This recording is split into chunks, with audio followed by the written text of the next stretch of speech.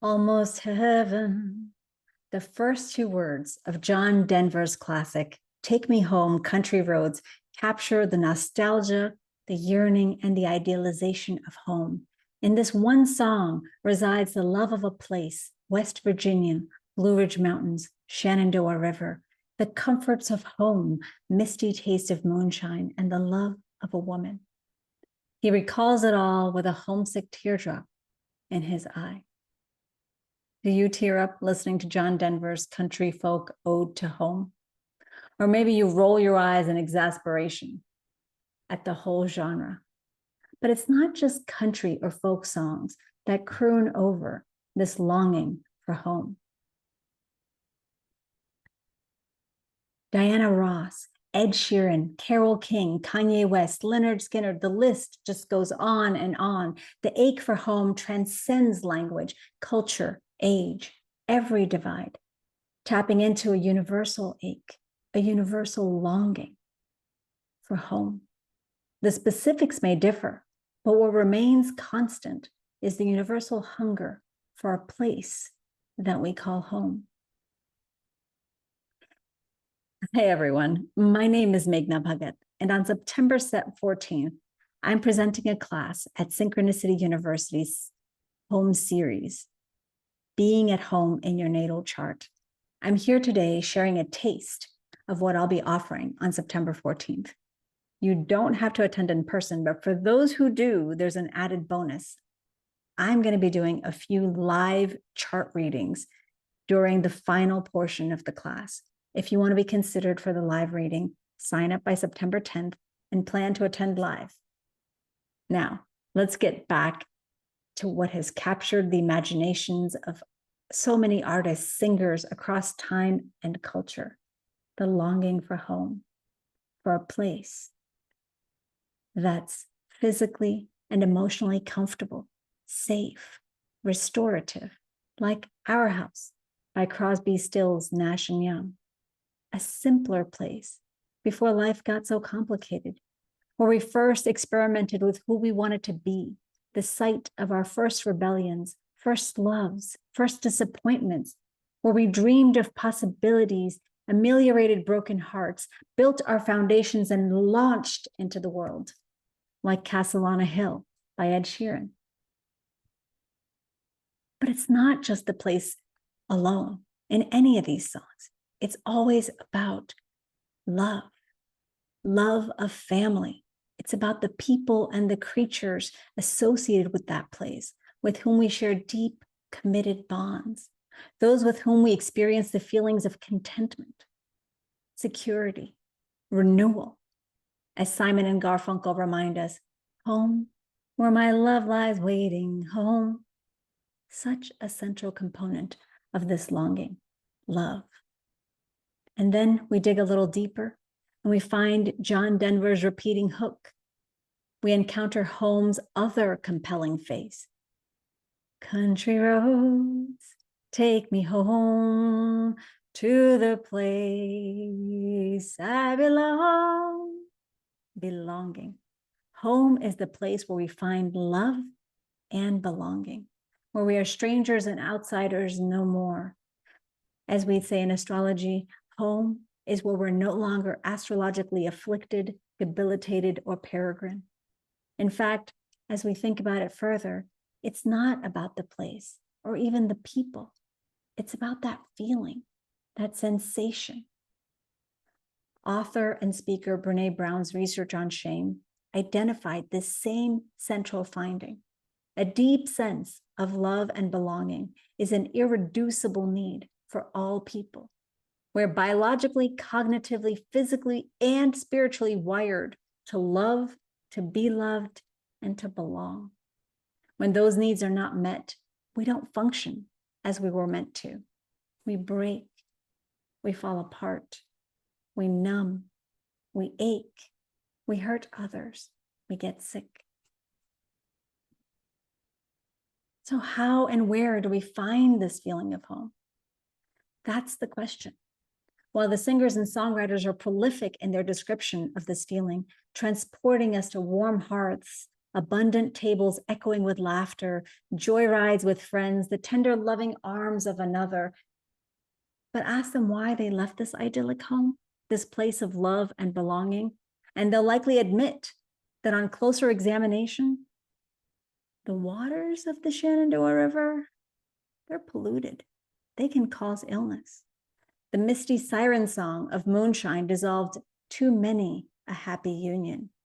And they admit that they understand exactly why the spiritual teacher Ram Dass said, if you think you've arrived somewhere, go spend a week with your family. Or maybe it's not that. Maybe it's that they leave because while home is safe and comfortable, they long for more, to discover what's inside of them, to feel their own edges. They hear the internal call to adventure, a call to Joseph Campbell's hero's journey. Home is fabulous, but somehow it can only truly be appreciated after one has left it. Ask the founder of analytical psychology, Carl Jung, and he'll remind you that a house is a metaphor for the psyche, with an interior and an exterior, a private self and a public self, and that home is not necessarily a place, but a process. Homemaking is the process of integrating the aspects of our personality, harmonizing our outer lives with our inner longings. Ask your natal chart about finding this core nature, and it can lead you there. The fundamental message of our natal chart is that we are complete, that all of our answers lie within. Home may begin and end with the moon, the fourth house, and Cancer, but in between is the entirety of our natal charts, all the roads on this ancient map that we must travel to come back home to ourselves. This timeless understanding is echoed again and again by the wisest among us. Enjoy the songs, the comforts of places, and the love of others. But if it's a lasting home you seek, an abiding feeling of love and belonging, turn inward. That's your natural state. Sadhguru says, love is not a quality. Love is not what you do. Love is who you are. If love is who we are, if it's our very nature, then we can never be far from it. How can we lose the thing that we are? Whatever tells us that we are not that we are not love, that we do not belong, that's the thing that's in the way. Astrology can help us discover what's in the way of this feeling of love, of belonging, of home. Our natal chart reflects all of us. As above, so below. It reflects the love embodied in each of our astrological placements. Our job is to examine our perspective and reframe it from this awareness and to find the obstruction to the love, to home. Ask a choice-centered consulting astrologer, and she might guide you through a self-reflective process, pointing out the astrological roots of your unique characteristics, so you can finally release the blockages and judgments that keep you from feeling love and belonging, from feeling at home. As I mentioned, today is a taste. What are some examples of ways that we might block this feeling of love and belonging, of home? First and foremost, to access this feeling, we must cultivate attentiveness and sensitivity to ourselves. No matter what people tell you, whether they say you're too sensitive or that you're hard as a rock, all of us are sensitive. Here's the deal. Astrological transits so often begin inside of us. If we're not attentive to the nudges of the planets, we might miss their gifts. We might miss the ability to access our ongoing state of love and belonging. Let's take Jupiter, for example, the planet often associated with the astrological equivalent of the fairy godmother and Santa Claus. Jupiter's in Gemini right now. That part of your chart is getting an added boost till next year. It's that part of your chart that needs you to cultivate Jupiterian faith. Maybe it's transiting your 10th house of vocation, calling, reputation, career. You're fine. You're happy with your current job. It's okay. But over lunch, a friend tells you about a position in her company that would be so much better a match of who you are today. As she tells you about it, you both get really excited and you agree. You'll apply. You'll definitely apply. You're going to take a chance. Your friend is even going to put in a good word for you. 2 days later, your friend texts, "Hey, have you applied yet? I haven't heard anything from my boss yet. I know they're in a hurry." You respond, "No, I just need to wrap up this deadline." 2 days later, you're still uncertain. Your friend texts again and again at the end of the week, but you just can't seem to get around to it. She gives up. The position required 5 years of experience. You've only got 3. You don't meet the requirements. And despite your initial excitement, you don't apply. A month later, your friend says, "The position's filled." You were so excited. It would have been so much fun to stretch yourself, to take this chance. But the transit came, it went, and it looked like nothing happened. Something in you longed for more.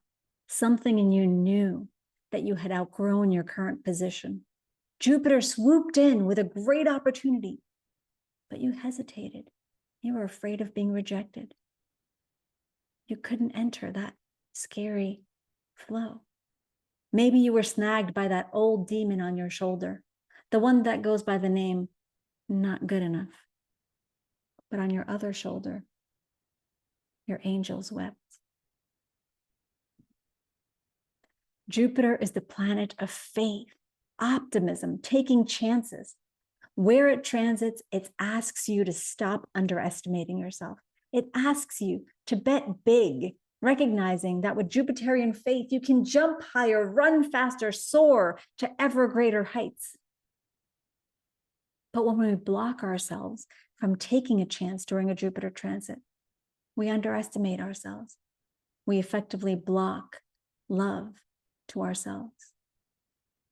I realize hoping for something better, taking a chance, is a scary act.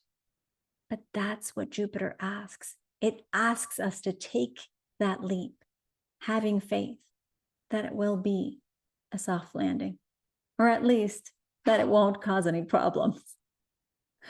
There are many ways we can block this love as it relates to Jupiter. I have a client who has Jupiter in his 10th house natally. He's constantly offered opportunities for employment and growth. He becomes a favorite everywhere he goes. When people meet him, they see this prominent, wonderful Jupiter and they respond in kind. His challenge is not that of underestimation, as our friend with the transiting Jupiter in the 10th. He's offered opportunity after opportunity, showered with adoration wherever he goes. Things just seem to fall into his lap. But in the midst of all this, he has to figure out what matters to him, not get too identified with others' adulation and applause. He must remember the old adage, all that glitters is not gold. People will offer him money, fame, love, but if he falls into the trap of accepting the next shiny thing without reflecting upon what truly matters to him, he enters the soul-sucking trap of having too much of what he doesn't need or even want. Each chart is different. Each person's story is uniquely theirs. We must remember, astrological transits play out first and foremost within us. How attentive we are to ourselves determines how well we can receive the grace of this different planetary energy, of each different planetary energy. Coming home to ourselves is something we have full control of. It's not necessarily always a comfortable process, and it may not always be easy. We're so conditioned to follow our old patterns, but it is doable. Every day I work on it myself. We're all works in progress, but it requires our attention, an act of love in itself. Recognizing that home is that place of love and belonging, asking yourself with each transit and with each astrological stimulus, what is it trying to teach me?